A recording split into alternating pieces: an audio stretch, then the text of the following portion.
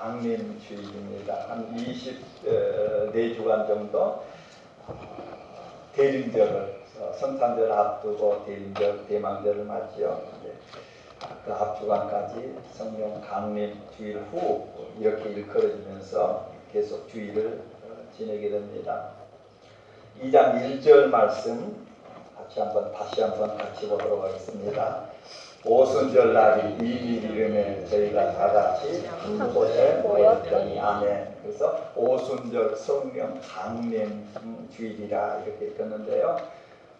예수님께서 부활하신 후에 40일 동안 함께 하시고 이제 승천하신 후에 약속하신 성령을 받기 위해서 예루살렘을 떠나지 말라. 그래서 10여일 동안 기도 드릴 때에 그래서 10일을 일순이라고 그런다면 열흘을 한순이라 그런다면 50일이기 때문에 오순절, 때로는 77절이라고 그러고요, 초실절이라고 그러고요.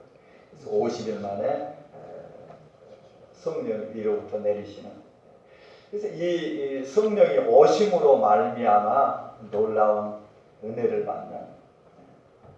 에덴 동산에서 하나님께서는 가정을 이루셨습니다.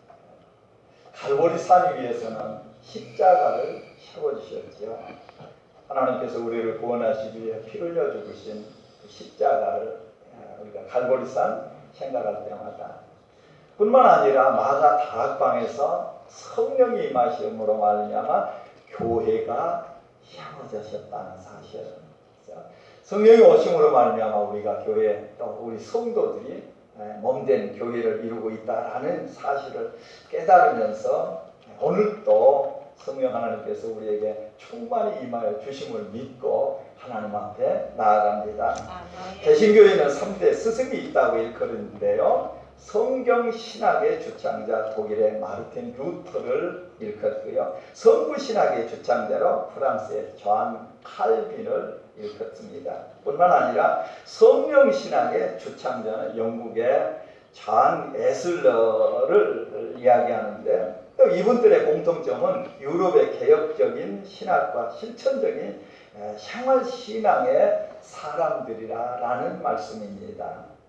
우리가 쉽게 생각할 때 말씀은 있는데 삶이 없고 삶은 있는데 말씀은 없는 거 이런 거 보는데 이분들이야말로 말씀과 삶이 하나로 어우러져 그렇게 또 우리의 모범이 본이 되는.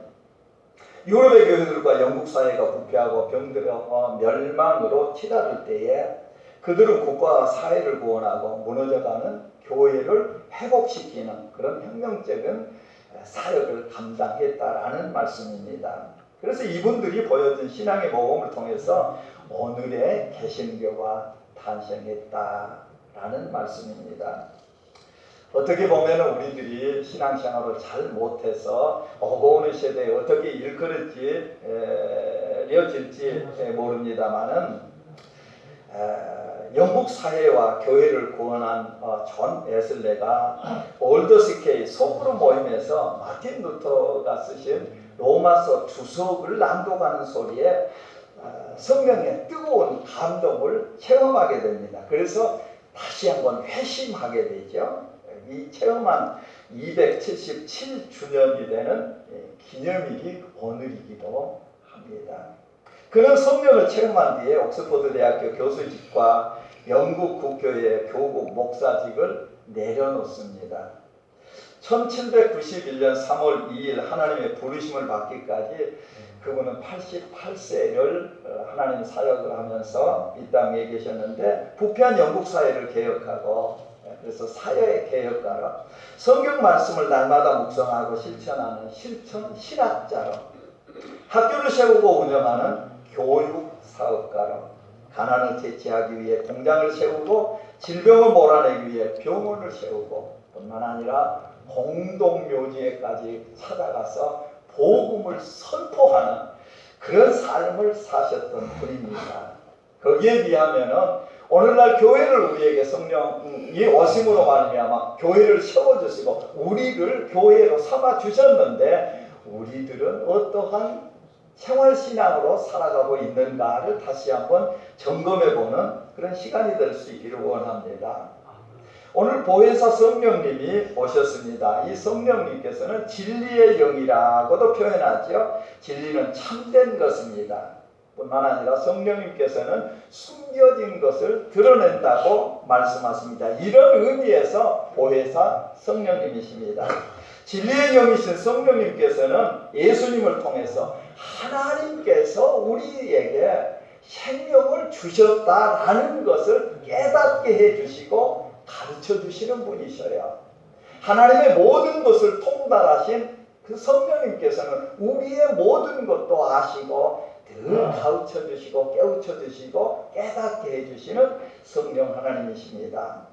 몹시 어려운 상황에 처해 있는 사람들이 오직 은혜의 최고의 변호사를 만난 자신의 모든 어려운 삶의 문제를 해결했듯이 성령 하나님께서 우리에게 오시어 이와 같은 역사를 해 주십니다.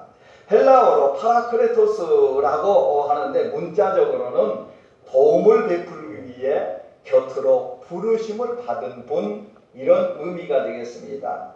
그분께서는 보살피시며 은혜를 베풀어 주신 분이십니다. 다시 말씀드리면은 성도들을 강하게 하고 그들을 진리 가운데로 인도하시는 하나님의 영, 곧 성령의 가르치심을 위해 사용된 이름들이기도 합니다. 그래서 헬라에서는 대개 변호사나 법률 자문가를 가르쳐서 성령님이라 이렇게 읽었습니다. 성경에서는 성령님을 가르쳐서 위로자, 중보자, 돕는 자, 상담자 혹은 탄원자, 이런 의미로 사용되었다라는 말씀입니다. 우리가 성경을 찾아보기를 원합니다. 성령님께서는 요한복음 14장을 한번 보십니다. 사도행전 그 앞으로 넘기셔서 요한복음 14장 16절을 같이 보십니다. 14장 16절 말씀입니다. 14장 같이 보십니다. 내가 아버지께 구하였으니 그가 또 다른 보혜사를 너희에게 주사 영원토록 너희와 함께 있게 하시리니. 아멘. 성령님께서는 우리와 영원토록 함께 계시겠다 말씀하십니다. 이 은혜가, 이것을 누리는 은혜가, 이것을 체험하는 은혜가 우리에게 있기를 원하시는 하나님의 말씀입니다. 영원토록 보혜사 성령님께서는 우리와 함께한다, 너희와 함께 있을 거다 라고 말씀하십니다. 26절 보십니다. 요한복음 14장 26절입니다. 보혜사 곧 아버지께서 내 이름으로 보내실 성령, 그가 너희에게 모든 것을 가르치시고 내가 너희에게 말한 모든 것을 생각나게 하시리라. 아멘. 아멘. 성령 하나님께서는 우리가 까맣게 잊고 있었다거나 깨닫지 못할 때 가르쳐 주신다. 옆에서 말씀해 주시고 깨닫게 해주시고 가르쳐 주시나. 내가 바른 길 가지 못할 때, 생명의 길 가지 못할 때, 믿음의 길 가지 못할 때에 일깨워 주시고 나와 동행하시면서 좁은 길 갈 때에도, 우리가 472장 찬송 불렀습니다마는 그 길 갈 때에도 기뻐하면서 가기에 부족함이 없도록 깨우쳐 주시고 진리의 영으로 말씀의 무엇인지 깨닫게 해주시는 16장 한번 보십니다. 한 장 더 넘기셨어요. 16장 7절 8절 같이 보십니다.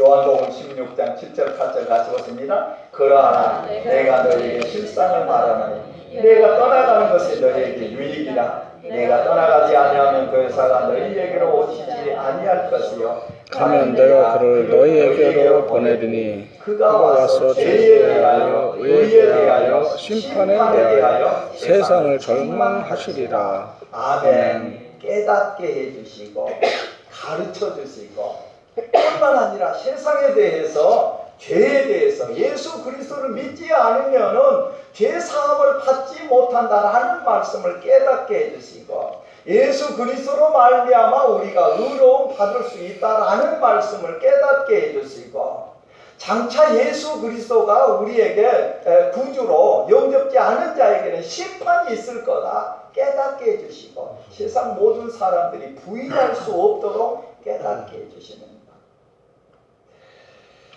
이 시간 성령 하나님께서 우리 심령을 부르려 수 있기 원합니다. 내가 어떠한 신앙의 삶을 살아가고 있는지 밝히 보여줄 수 있는 그런 은혜가 지금 이 말씀을 들으면서 성령 하나님께서 내 귓가에 내 마음을 두드려서 너희 상황은 지금 이렇단다 음성을 들려주시는.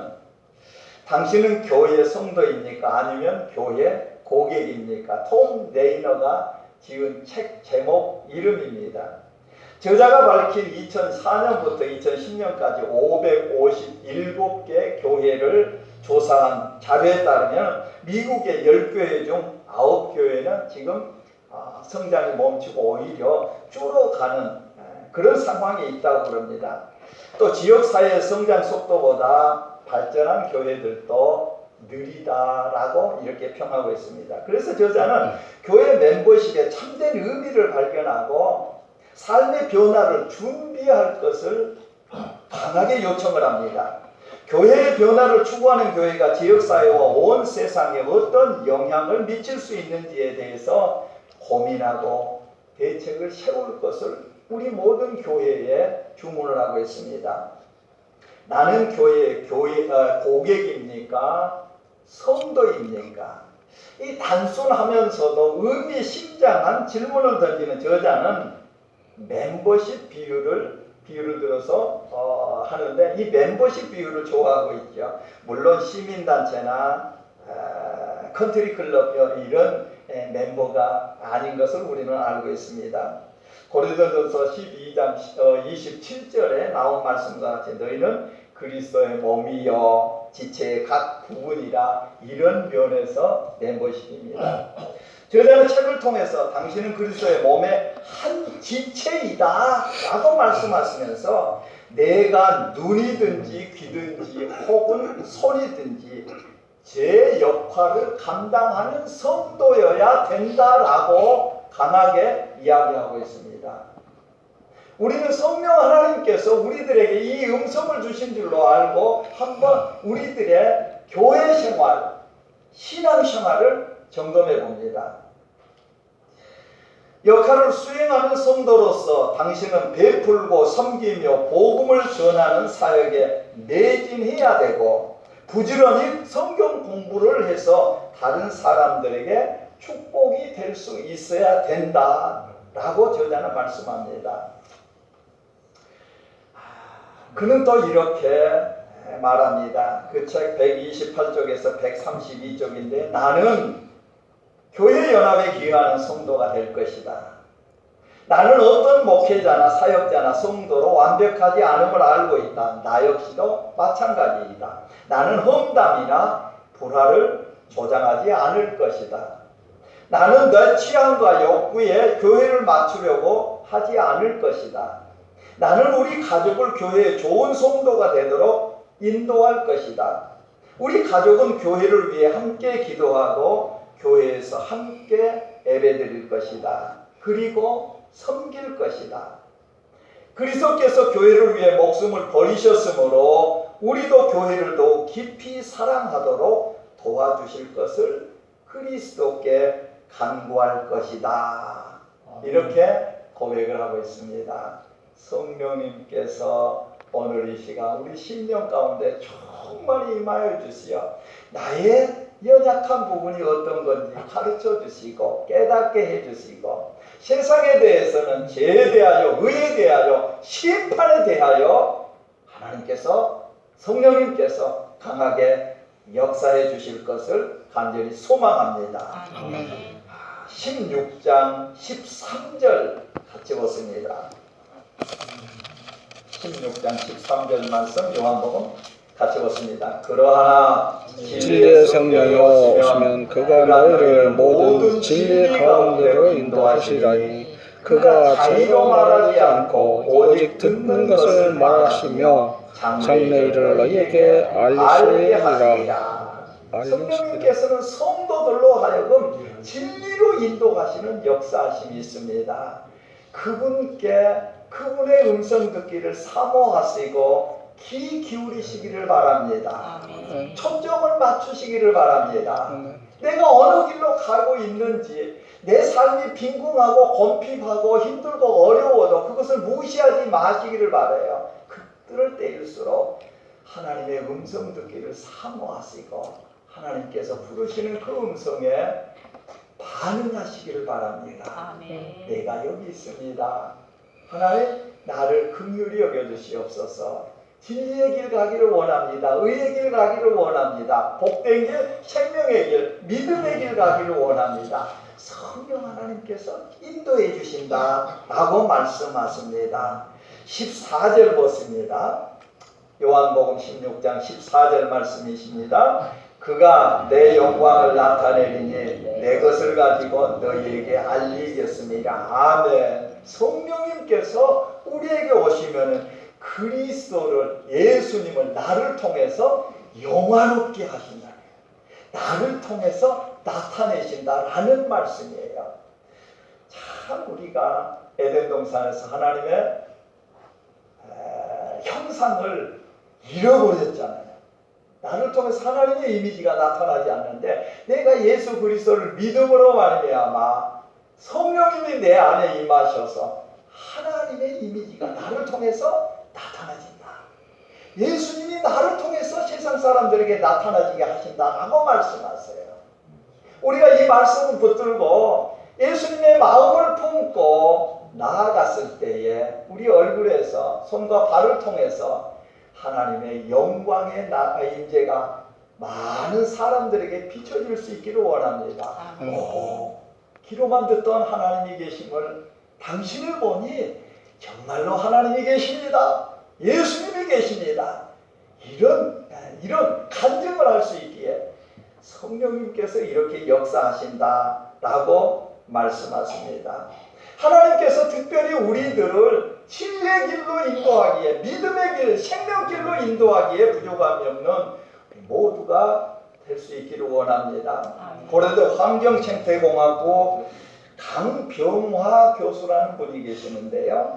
이분이 17년간 전국을 돌아다니면서 야생 풀들을 채집을 합니다. 그 결과 4,500개의 씨앗을 모았고 종자은행을 세우게 됩니다. 이 일로 많은 언론에서 취재가 왔는데 그때마다 이 교수님께서는 다음과 같이 잡초에 대한 이야기를 합니다. 17년간 전국을 돌아다니며 제가 경험한 바에 따르면 잡초는 존재하지 않습니다. 밀밭에 벼가 나면 그게 바로 잡초입니다. 보리밭에 밀이 나면 그 역시 잡초가 됩니다. 산삼이라도 엉뚱한 데 나면 잡초가 됩니다. 들에서 자라는 모든 풀들이 다 이름이 있고 생명이 있습니다. 잡초란 단지 뿌리를 내린 것이 다를 뿐입니다. 이 글을 읽으면서 성도들이 소음 내리다가 우리에게 도전을 준 것 같이 내 뿌리가 지금 어디에 내려 있습니까? 뿌리 내리지 않을 곳에 뿌리가 내려 있다면 뭐예요? 잡초예요. 목사로서 뿌리 내려야 될 것이, 장로로서, 안수집사로서, 성도로서 뿌리 내려야 될 것이, 서야 될 것이, 앉아야 될 것이, 있어야 될 것이 있단 말씀이에요.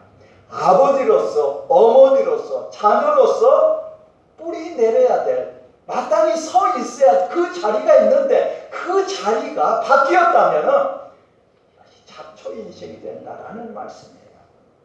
이 잡초 인생을 성령님께서 오시어서 바로 잡아주셔요. 내 서 있을 장소는, 내가 있어야 될 자리는 그곳이 아니란다. 이곳이란다. 얼마나 감사한지. 이래서 성령님을 구하고 성령님이 내 안에 충만히 오시면 기뻐하지 않을 수가 없고 하나님을 기쁘시게 해드리지 않을 수가 없어요. 성령님께서 이렇게 지혜의 영으로 진리의 영으로 오셔서 인도해 주시고 깨닫게 해주시고 가르쳐 주시니까 내가 이길 것은 안 된다는 것을 결단케 해주시고 내가 이곳에 뿌리를 내려서는 안 된다는 것을 깨닫게 해주시니까 얼마나 감사한지. 그 성령님이 우리 심령 가운데 정말 임하여 주시어서 자, 이 자리에 나온 우리 모두 위에 호흡, 지금까지 내가 살아온 삶이 이제는 하나님 보시기에 아름다운 삶으로 나아가기를 원합니다. 결단한 성도가 있습니까? 그렇다면 성령 하나님께서 인도해 주실 줄로 믿습니다. 너의 뿌리는 여가 아니란다. 이거는 잡초 인생이지만 이제는 복된 인생으로 알곡 인생으로 살아가기를 원할 수 있도록 깨닫게 해주시고 인도해 주시는 그 성령 하나님의 인도함 받아 지금까지 살아온 삶도 복된 은혜의 삶이었습니다만 앞으로의 삶에서도 더 큰 은혜의 삶, 능력의 삶, 하나님이 기뻐하시는 삶으로 이 성령 강림절을 맞아서 성령 하나님께서 우리 모두 위에 이와 같은 은혜로 충만케 하여 주시기를 간절히 소망합니다. 놀라신 아버지 하나님, 성령 강림절을 맞이해서 성령 하나님께서 우리에게 오시어 우리 교회에 충만히 임하시어 우리 가정에 충만히 임하여 주시어서 하나님을 기쁘시게 하게 조금도 부족함이 없는 모든 성도들이 되게 하여 주시옵소서. 이 시간 결단하는 성도가 있습니다. 이제는 하나님으로 온전히 기쁘시게 하기에 부족함이 없도록 은혜로 인도하여 주실 줄로 믿습니다. 아버지 하나님, 이제는 교회 생활 온전히 감당하기를 원합니다. 직분받은 자들 위해 더 큰 은혜를 내려주시어 결단케 하여 주시옵고 이제는 하나님의 은혜 가운데 성령님의 인도하심 가운데 세상을 이기게 하시고 넉넉히 좁은 길 갈 때에도 기뻐하며 찬송하며 감사하기에 부족함이 없는 믿음의 능력자들이 되게 하여 주시옵소서. 그리하여서 내 힘이 아닙니다. 아버지 하나님께서 이와 같이 성령 하나님께서 이와 같이 이루셨습니다 라고 간증하기에 부족함이 없는 우리 성도들이 되게 하시고 우리 교회가 되게 하여 주시옵소서. 예수님의 이름으로 간절히 기도하옵나이다. 아멘.